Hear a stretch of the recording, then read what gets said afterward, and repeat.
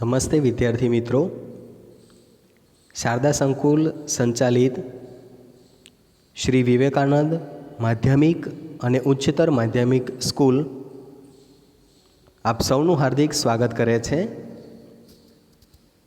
મારું નામ રાઠોડ રાજેશ કુમાર. હું ધોરણ 9માં ગુજરાતી વિષય ભણાવું છું. તો વિદ્યાર્થી મિત્રો, આજે આપણે ગુજરાતી વિષયમાં પહેલો પાઠ સાંજ સમે સાંભળ્યો એ કાવ્ય છે, એની સરસ મજાની સમજૂતી મેળવીશું. તો ચાલો જોઈએ વિદ્યાર્થી મિત્રો.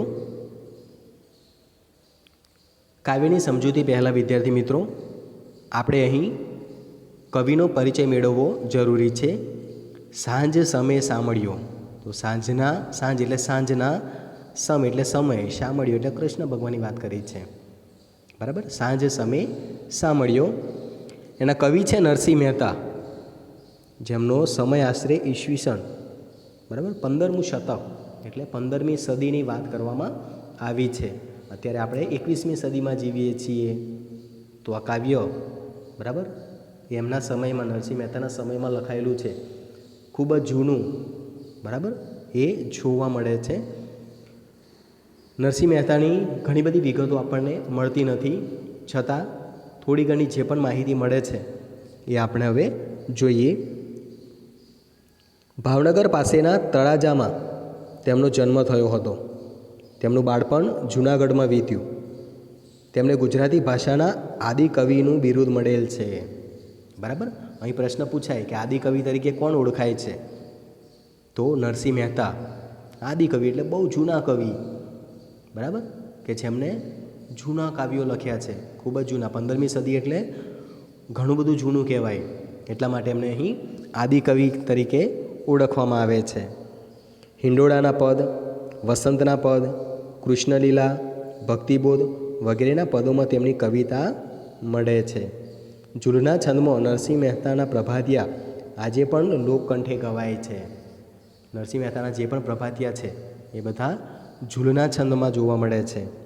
હાર, હુંડી, મોસાળું, વિવાહ અને શ્રાદ્ધ એ એમના આત્મવૃત્તાંતના પદો છે. નરસિંહ મહેતાના પદોમાં અધ્યાત્મની ઊંચાઈ જોવા મળે છે.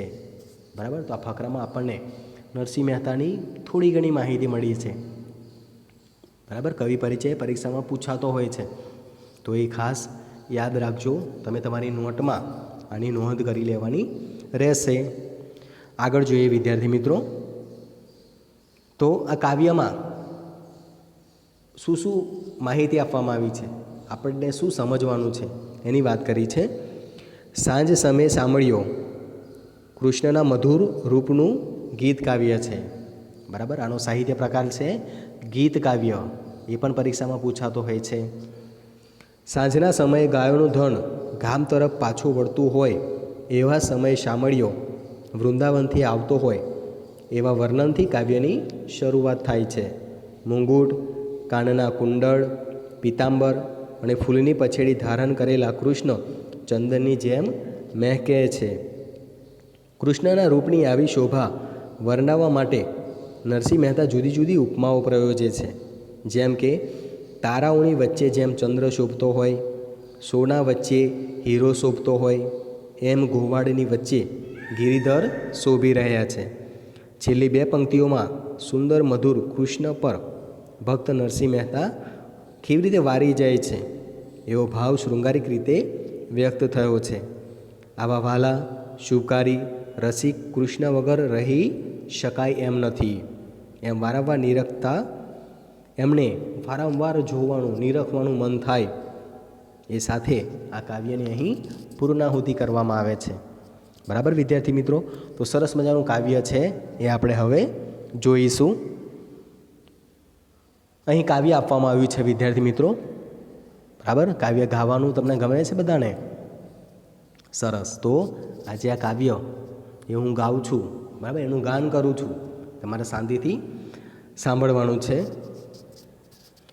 સાંજ સમે સામળિયો વાલો વૃંદાવનથી આવે, આગળ ગોદન પાછળ સાજન મનમાં મોહ ઉપજાવે. સાંજ સમે સામળિયો વાલો વૃંદાવનથી આવે, આગળ ગોદન પાછળ સાજન મનમાં મોહ ઉપજાવે. મોર મુગુટ સિર સુંદર ધરિયો, કાને કુંડળ લહેકે, પહેર્યા પિતાંબર ફૂલની પછેડી, ચૂઆ ચંદન મહેકે. સાંજ સમે સામળિયો વાલો વૃંદાવનથી આવે, આગળ ગોધન પાછળ સાજન મનમાં મોહ ઉપજાવે.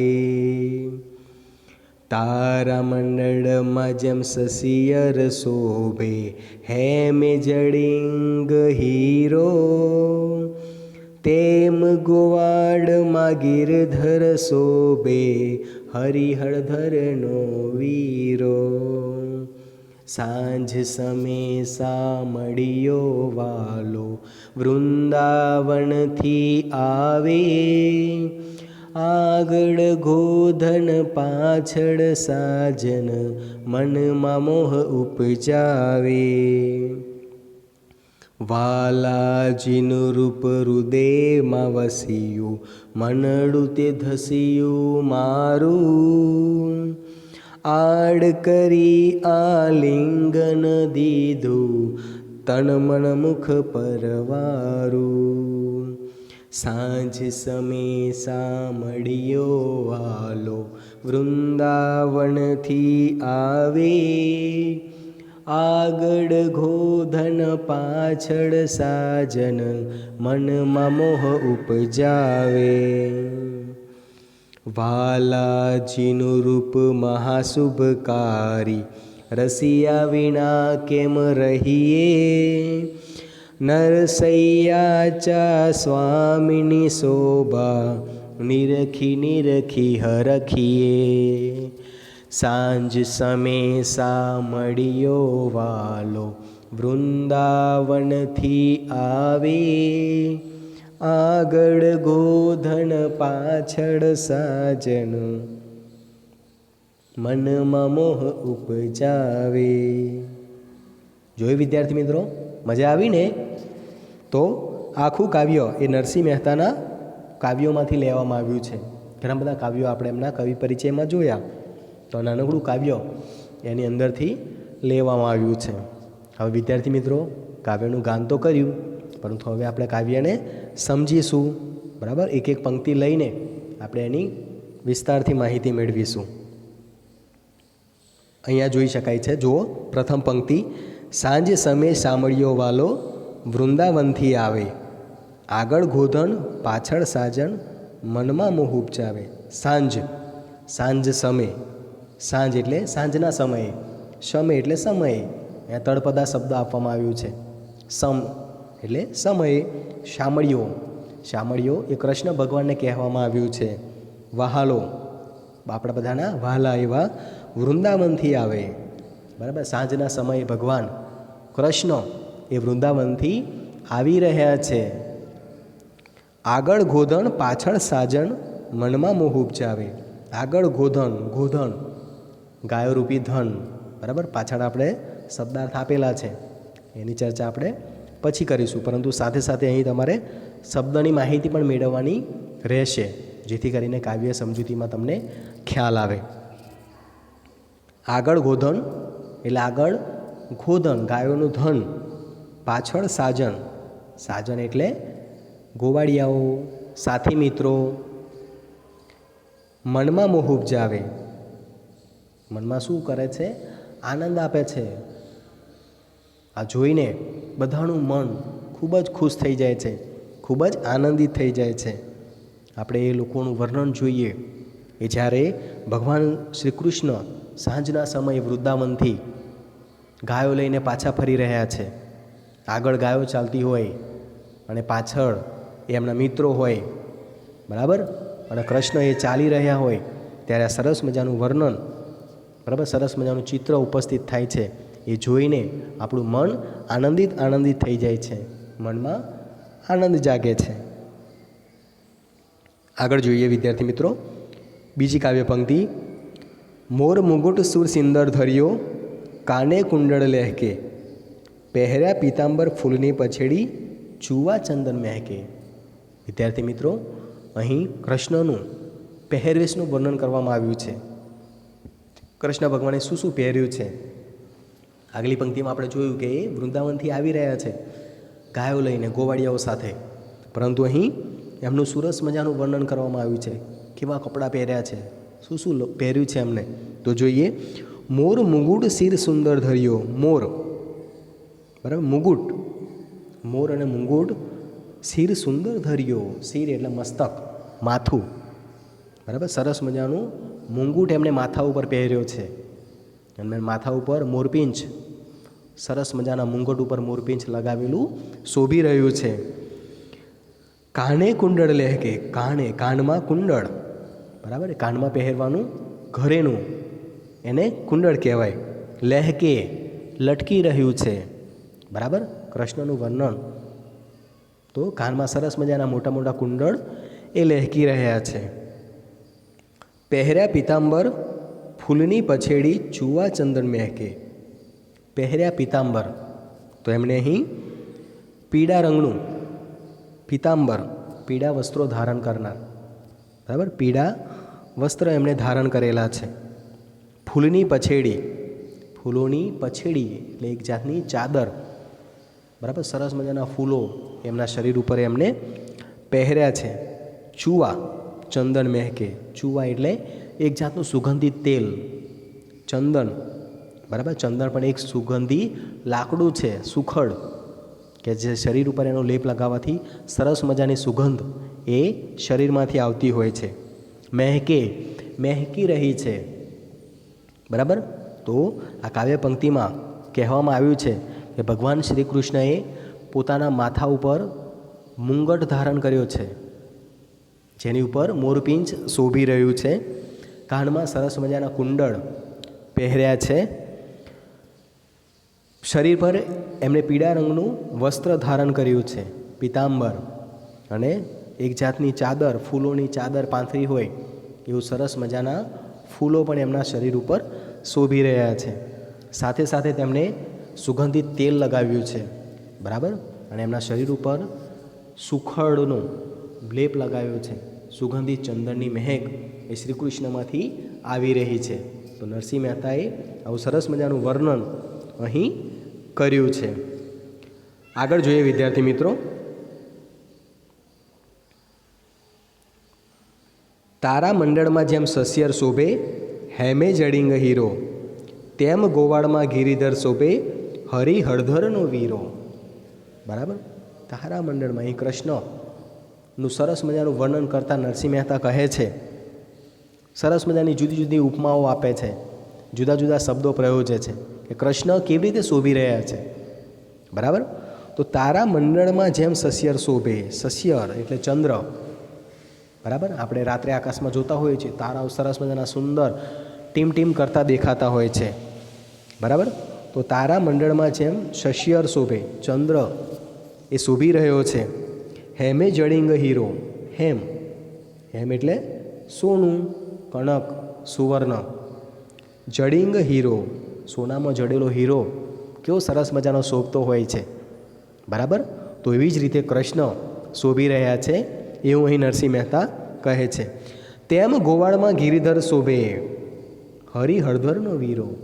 તેમ આ ગોવાળોમાં ગિરિધર, ગિરિને ધારણ કરનાર, પર્વતને ધારણ કરનાર. તમને ખબર હોય કે ઇન્દ્રદેવ ગુસ્સે થયા હતા, બરાબર, ત્યારે ખૂબ જ ઘણો બધો વરસાદ વરસાવ્યો હતો.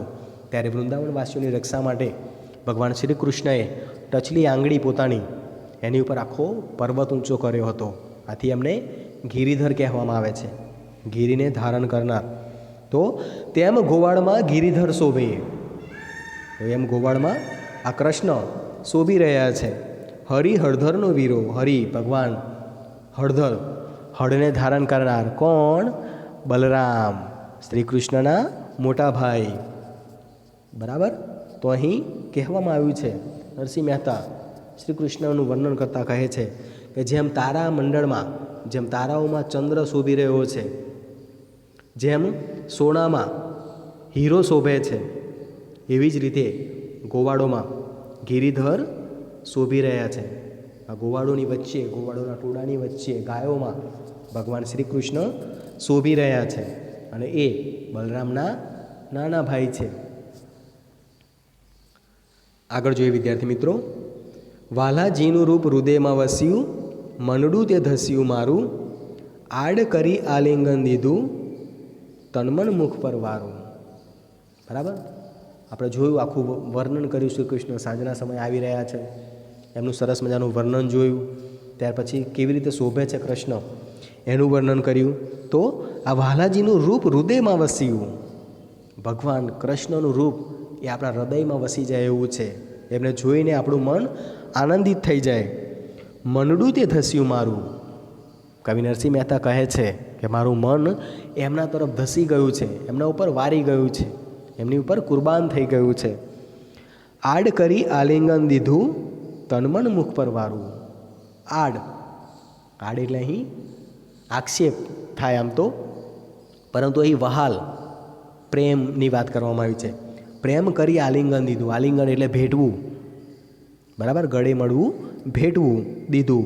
તો અહીં કૃષ્ણ બધા ગોવાળિયાઓને, બલરામને બધાને આડ કરી આલિંગન આપે છે.